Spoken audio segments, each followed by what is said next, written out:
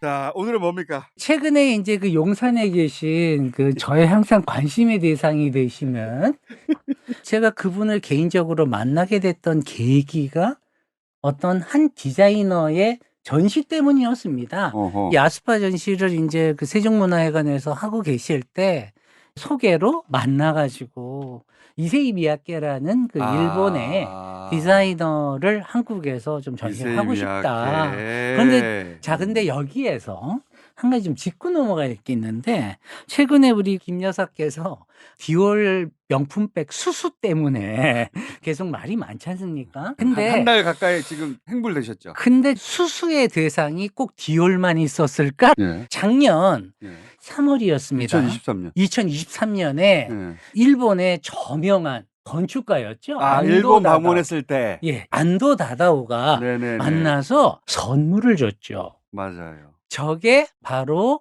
이세이 미야케의 프리즈 라인이에요. 그 옷인데 아주 섬세한 주름으로 만들어진 옷인데 알아, 뭔지. 저 옷이 중고가로 한 157만 원 하거든요. 결코 싼 옷이 아닙니다. 근데 저거를 받으셨거든요. 근데 제가 알기로는 영부인께서 나라의 이제 대표자 자격으로 가서 선물을 받은 것들은 국가기록원이 기록을 맞아요. 하고 개인 물건이 아니에요. 아닌 건데 예. 과연 그 처리가 되어 있는지 조금 의심이 가는 느낌이 없지 않아 있었어요. 아, 저걸 보시면서. 예, 구하기가 너무 어려워요. 이세이 미야키 말씀하시니까 네네. 2000년 중반쯤이었어요. 한 15년 뭐 그 꽤 전후. 전이네요. 예. 네. 그때 당시 이제 홍콩 1박 3일. 1박 3일 저랑 비슷한 루트를 좋아하는구나. 지금도 있는지 모르겠는데 네. 홍콩 1박 3일 초단기 쇼핑 여행. 초등학교 쇼핑. 이야, 알죠. 저도 바이어 때 그랬어요. 아시잖아요, 그거. 어딘지 알아요. 그러니까. 네. 그때는 홍콩이 반환되었지만 아직 네. 여전히 90년대 홍콩 분위기가 이어질 때예요. 네. 근데 그때 제가 음. 가죽 자켓을 하나 발견을 했어요. 와, 돌다가 너무 세련된 거야. 지금은 살쪄서 팔이 안 들어가는데. 야, 대단한데 이 자켓? 하고 그 자켓을 봤는데 네. 브랜드가 이세이 미야키. 이세이 미야키 업무였군요. 네. 근데 제가 충격을 먹었어요. 이세이 미야키라는 걸 이제 처음 접했거든요. 네네. 근데 딱 보니까 일본 사람 예. 이름이야. 예. 왜 충격을 먹었냐면 예. 일본 디자이너가 네. 이렇게까지 예. 세련된 줄 몰랐어요, 난. 아, 그러셨구나. 네네. 처음으로 일본 디자이너가 만든 옷을 제가 입어본 거예요. 보셨구나. 그때 이세이 미야키를 처음 알게 됐는데 지금은 일본이 극우가 주류가 된 나라 아니에요. 맞죠. 골 때리는 나라예요, 진짜. 그래요. 이 정도 경제 규모가 되는데 정권 교체가 없어, 시발. 그러니까요. 일당 독재야. 예. 근데 일본의 60년대가 우리 80년대처럼 네네. 그렇죠. 학생들이 그렇죠. 운동했었죠. 치열한 학생운동 세대가 그때 있었어요. 네네네. 우리나라의 전대에 있었다면 그쪽에선 전공투가 있었어요. 그렇죠. 알고 있습니다. 네. 일본이 68세대지. 그렇죠. 네. 나중에 이제 뭐 극렬해져 가지고 적군파 나오고 이러면서 외면 그렇죠. 받았지만 우리 80년대가 이념의 세례를 받고 진보적이었던 것처럼 네. 일본에서도 그런 세대가 맞습니다. 있었단 말이죠. 예. 지금은 상상도 안 되는데 일본이 그런 세대가 있었고 일본은 그 시대를 살아낸 70대가 여전히 가장 진보적이에요. 아, 역시 맞습니다. 그들이 죽고 나면 일본의 진보는 흔적만 남을 거예요, 이제. 그렇죠. 이세이 미야키가 바로 그 세대예요. 그 세대예요. 나는 그때는 몰랐어. 그거를 보여줄 수 있는 자료를 한번 보여줄게요. 이 사람은 히피의 세례도 받고 맞아요. 68의 세례를 받은. 오, 알고 있네. 근데 이 사람을 디자이너로서 잘 알지 못하는데 네. 그 자켓에 충격을 받고 와. 이 사람 뭐야? 그게 눈에 보였으면 우리 김초서 대단한 거죠. 지금 제가 PPT를 지금 켰잖아요. 예. 지금 저 보이는 게 드레스인데 멋진데? 드레스 뒤에 마치 문신한 것처럼 인물 2명을 찍어놨어요. 프린트로. 그러네. 근데 저게 이세이 미야케가 1971년에 68혁명 얘기를 했잖아요. 그렇지. 68년도에 프랑스에 있었어요. 아, 그 세례를 받았구나. 1945년 8월. 우리는 해방이 됐지만 걔들은 두드러 맞았죠. 폭삭 망했지 그때. 히로시마에 살았어요. 아, 이 사람이. 예, 히로시마 피폭 희생자 중에 한 명이에요. 오. 어머니는 바로 피폭으로 돌아가셨고 이 사람도 그 방사능이 몸에 축적이 돼서 평생 그 림프절인가요? 쩔뚝거리면서 그렇게 살았습니다. 오케이. 90년대, 2000년대 이세희 미야케 어떤 책에도 그게 언급이 안 돼 있었어요. 그게 2009년인가? 오바마가 북유럽에 가서 핵을 없애자고 할 때 이 사람이 그걸 응원하면서 자신의 사연을 얘기를 합니다. 오케이. 예, 피폭인이었다라고 하는 거를. 이 사람이 이제 젊은 날에 파리로 건너가요. 원래는 그래픽 디자인 공부했어요. 그랬는데 패션을 좋아하게 된 거죠. 그래픽은 할 줄 아는데 옷을 만들 줄은 모르니까 파리를 가서 한번 재단법을 배우기로 하고 재단을 정통으로 가르치기로 유명한, 우리가 맨날 오뚜꾸띠르 뭐 이런 거 많이 했잖아요. 그거를 원래 추구하는 사람들이 만든 학교가 있어요. 생디까라고. 그러니까 미술을 전공했는데 네. 나는 옷을 만들고 싶다. 네네네. 그렇다면 파리로 가야 되겠다. 그렇죠. 거기서 의상 조합이라는 그 협회에서 하는 학교가 있어요. 거기는 재단 수업이 정말 많아요. 프랑스 파리가 수백 년간 만들어왔던 재단 기술을 습득하는데 온통 시간을 다 보낸 학교예요. 거길 졸업을 했던 겁니다. 그때가 6.8혁명 때였어요. 딱 그때 갔구나. 네. 그 세례를 온몸으로 받았구나, 이 사람이. 그걸 졸업하면서 놀랬던 거죠. 어떻게 이렇게 학생들이 들고 일어나서 기성세대를 들이받는가 충격을 받았고, 가뜩이나 유학생일 거 아닙니까? 어쨌든 일본인이고 자기는 아웃사이더였을 텐데 이런 어떤 문화적인 세례를 통해서 내가 지금 만들고 있는 옷이란 게 과연 맞나? 새로운 개념의 옷이란 건 존재할 수 없을까? 그 6.8혁명의 여파 속에 직후에 미국으로 갑니다. 그러면 또 히피인데. 히피잖아요. 부글부글 팝 문화에 저항 문화, 청년 문화 막 이런 것들이 끌어오르던 세대죠. 그래서 지금 여기 보이시는 이 옷이 71년도에 디자인한 건데. 아, 진짜 세련됐다. 저 인물 두 사람이 누구냐면은 아래는 제니스 조플린이라고요. 아, 제니스 조플린. 네. 와우 하는 그 제니스 조플린. 그 음악 정말 죽이지. 그 위에는 너무 일찍 죽었어. 지미 핸드릭스라고. 다 20대 때 다 죽었잖아요. 저 디자인이 70년대 나온 거예요? 71년입니다. 근데 너도 놀라운 게 저게 그냥 단순하게 프린트가 아니라 일본 사람들이 타투하는 거. 그런 느낌으로 만들었네. 이거를 문신하면 맨날 그 일본 깡패 조직 등판에 그냥 온통 다 하고 다니는, 그거밖에 생각이 안 나는데 어쨌든 이레즘이라고 불리는 전통 문신의 방식을 이용을 해서 프린트를 찍은 겁니다. 그 느낌이 있어. 예. 가뜩이나 6.8혁명의 충격도 컸는데 미국 갔더니 청바지에 티셔츠를 입더라는 거예요.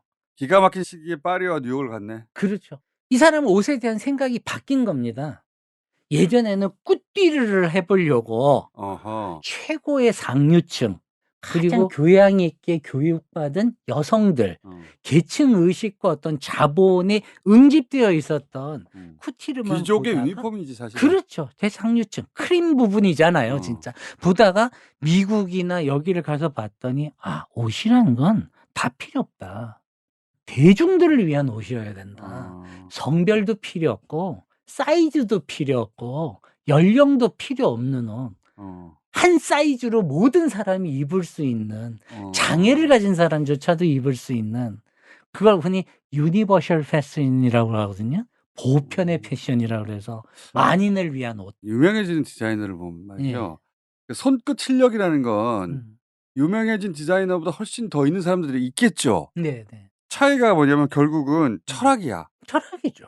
그 철학이 옷으로 구현됐을 때 그걸 또 사람들이 알아봤을 때 그럼요. 일가를 이루기 시작하는 거잖아. 이 사람도 그렇죠. 옷이란 모름지기 여기서 출발한 거 아니야? 네. 자고로 옷이란 이런 거지라는 이 생각에 대해서 그 한계를 굉장히 돌파하고 싶어 했었던 사람인 거잖아요. 그러니까 일가를 이룬 사람은 결국은 철학에서 출발하네. 김건희 여사가 아마 그래서 좋아했던 게 아니겠나. 왜 그러냐면 어떻게 연결되는 거야? 우리 김건희 여사도 사실은 너무 사람들이 비난을 하지만 이분은 어찌 보면 영부인의 역할의 한계를 굉장히 넘으려고 그러니까 언론을 통해서 남북 문제에 대해서는 내가 나서야 되겠다라고 생각을 한다라거나 한계를 돌파하고 싶어하는 그 마음을 하면 안 되는 한계를 돌파하려고 그러니까 문제지. 그런 건가요? 하여튼 뭐 그런 점에서 좀 통하는 게 아닌가. 건희 씨 듣고 있죠? 네. 김홍기입니다. 그 이세희 미야케 옷은 딱 하나 있고 그거 네. 홍콩에서 산 거. 네. 그 이후에 특별히 관심을 가진 건 아닌데 네. 말씀을 듣고 보니까 이게 두루룩 다시 생각이 났어요. 네. 그리고 왜냐하면 그때 내가 충격을 받았거든 실제로. 홍콩에서 일본 디자이너 옷인 줄 모르고 집어서 입었는데 너무 멋있어서 봤더니 일본 디자이너 옷이야. 예. 근데 그게 너무 세련됐어. 그래서 내가 충격을 받았어. 네. 일본 디자이너가 저만큼 앞서간 디자이너가 있었네. 네. 나는 몰랐는데. 1970년대 이미. 오, 야 대단한데? 그리고 나서 인터넷을 잠깐 찾아봤더니 네. 아, 이 사람이 어마무시. 68세대였구나. 네. 그러면서 호감을 가졌고 곧 잊어버렸죠. 아니 그렇게 되죠. 왜냐하면 잊어버렸는데 지금 십몇 년만 잘 살아갔어. 다시 떠올랐죠. 우리 김건희 여사를 또 이제 환기를 시켜줬습니다만. 근데 궁금증이 하나 있어요. 네. 저 사람을 유명하게 만든 디자인이 그 주름이잖아요. 주름. 주름이에요. 네. 뭐라고 그러더라 그거? 플리츠 프리즈. 그거 못 외웠어. 네. 그걸로 세계적으로 유명해진 거 아니에요? 그렇죠. 자, 우리 서양 명화 하나부터 잠깐 얘기를 할게요. 네. 그림을 보시면 한 여인이 입고 있는 옷들이 보이실 텐데. 목사님 이번에 이제 PPT 자료를 가져오셔가지고 제가 지금 예, PPT 이 주름이라는 거는 네. 사실 언어로 뭔가를 설명하는 게 너무 어려워서 해변가에 앉아 있는 한 여인입니다. 이 원래 네. 그리스 신화 속의 인물인데 저 여자가 입고 있는 옷만 한번 봐주시면 돼요. 지금 우리 총수님이 입고 있는 셔츠, 다이마루 셔츠조차도 상판과 앞판이 몸에 맞게 재단이 되어 있는 걸로 되어 있죠. 그렇죠. 모든 옷은 재단이라는 과정을 거쳐서 만든 거예요. 네. 자, 근데 고대 그리스의 옷들은 그게 없어요. 아, 앞뒤가 없어? 상판, 뒤판 그냥 직사각형 천이에요. 끈으로 묶으면 저렇게 예쁜 옷이 돼요.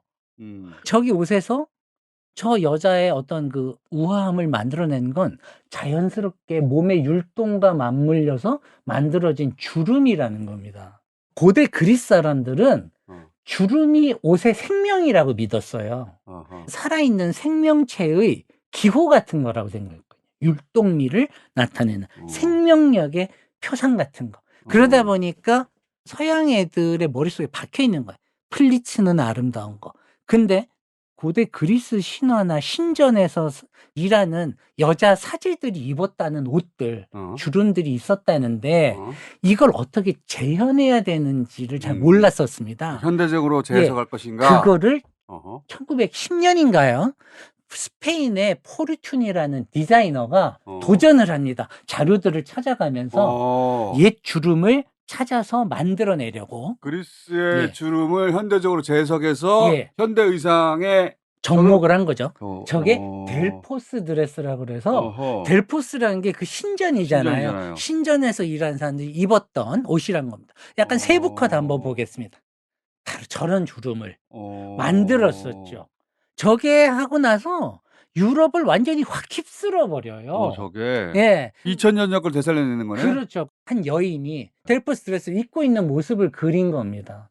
그만큼 주름이라는 게 지금 보고 있는 거는 1910년대에 오스왈트라는 화가 그린 그림 속에 우리로 치면 하나은행장님 따님이니까 돈은 많겠지. 그러니까 이렇게 저 주름 옷이 굳이 왜 하나은행입니까 근데? 하나은행장님이 저랑 좀 친하기도 하고 이분이 미술 컬렉터예요. 또 저랑 친해가지고. 자, 다음. 하나은행장님 월말 구독해서 들으세요. 네, 구독해주세요.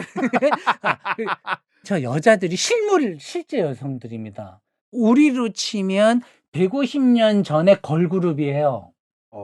누군 줄 아세요? 이사도라 덩컨 아니야? 맞아요. 이사도라 덩컨이 키우던 걸그룹이에요.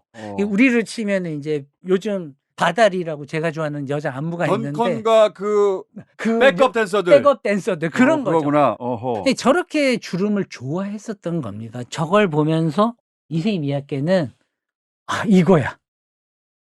이 사람이 내 인생을 걸어야 될 옷은 이걸 거야. 이 사람이 68 혁명 한가운데서 파리를 갔더니 그리스 주름을 재현한 네. 스페인의 그 사람 옷을 접했고 그렇죠. 이거다. 이거다. 뭔가 정신을 촉발시킨 이유가 있습니다.